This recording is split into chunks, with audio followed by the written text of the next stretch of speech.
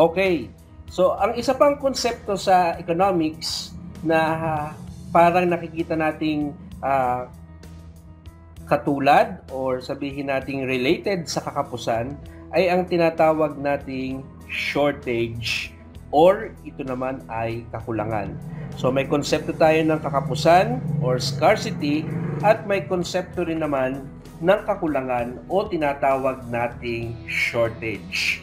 Kung minsan ay pinagpapalit natin ang mga terms na ito to mean as one, pero pag tiningnan natin sila,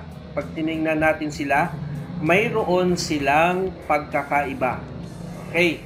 So una, sabihin natin ang scarcity ay isang fundamental economic problem. Okay? Economic problem. Economic condition. Okay? Condition. Na ano? Merong available resources.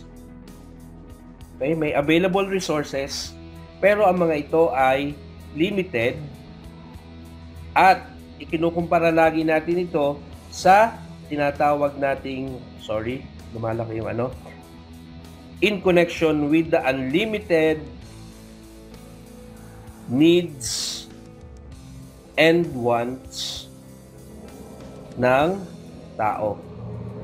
So meron namang available, yun nga lang, itong mga resources na ito ay kulang because ito yung kanilang natura. Itinakda ng kalikasan na sila ay hindi unlimited. Again, tulad ng land, fresh water, natural resources, okay?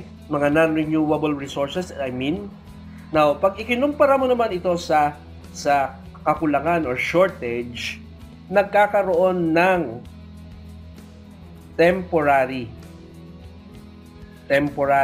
or pansamantalang temporary imbalance saan? Sa supply versus demand. So halimbawa, katatapos lang ng bagyo. Maraming tao ang nawala ng kuryente. So, ang demand sa kuryente ay napakalaki, napakarami. Pero ang problema, pwede nating sabihin na sira yung mga planta. So, anong uri ng factor ng production yung planta? Saan nyo siya ibibilang? Pwede siya sa capital. So, maunti yung supply pag ikinumpara mo sa demand. O halimbawa, nasira yung mga pananim na palay pag bagyo. So, ano mangyayari? Dadami ang demand sa mga palay, sa kanin, sa bigas, pero kakaunti yung supply dahil merong bagyong dumating. So, there is only a temporary imbalance. Next, number 2. Ang kakapusan or scarcity, when we talk about the resources, ito ay permanent. Okay? Permanent. Kahit i-stretch natin yung paggamit natin ng fresh water, mauubos at mauubos ito. Okay? This one, temporary of course, gaya ng sinabi ko kanina, o panandalian. Next, number 3. This one applies to all goods. Lalo tigit ang mga land, okay?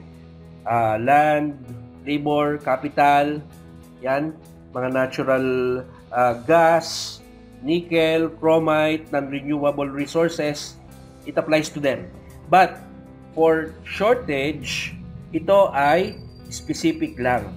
So halimbawa, palay, okay, may shortage sa palay, sabihin natin may shortage sa mga gulay, etc. Okay? Next, ang implication nitong scarcity or kakapusan ay yung mga tinatawag nating choice or paggawa natin ng decision, trade-offs. Tandaan niyo pa ba kung anong ibig sabihin ng trade-offs? Nariyan din ang opportunity cost, at ang konsepto ng allocation of goods. Samantala, okay, ang implication naman ng kakulangan ay, syempre, pag may kulang at maraming demand, price increase. Okay? Price increase. Bakit magkakaroon ng price increase? Kasi kukuha tayo ng maraming supply, and in doing so, halimbawa, bumagyo, nasira ang mga daan.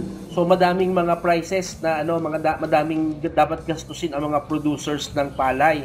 Kasi kinakailangan pa nilang magbiyahe ng malayo, halimbawa. Okay? So magkakaroon yan ng price increase. Then kung hindi yan matutugunan, pwedeng magkaroon ng rationing. Susuplayan ang mga tao. So halimbawa, okay, dito ngayong araw na to, ang mga taga-barangay Mayaw Crossing ay isang kilong bigas. Sa Tuesday naman, mga taga Red V ay isang kilong bigas. O may ration na lang. Okay? So, kung ating susumahin, pag sinabi natin kakapusan, this is a broader concept. Mas malawak na konsepto na nangyayari sapagkat limited ang ating mga resources. Limited ang mga factors na ginagamit natin sa production. Whereas, pagkakulangan naman, ito ay more specific, mas tiyak. At ito ay isang panandaliang insufficiency or kakulangan ng mga goods, ng mga serbisyo na ibinibigay sa tao.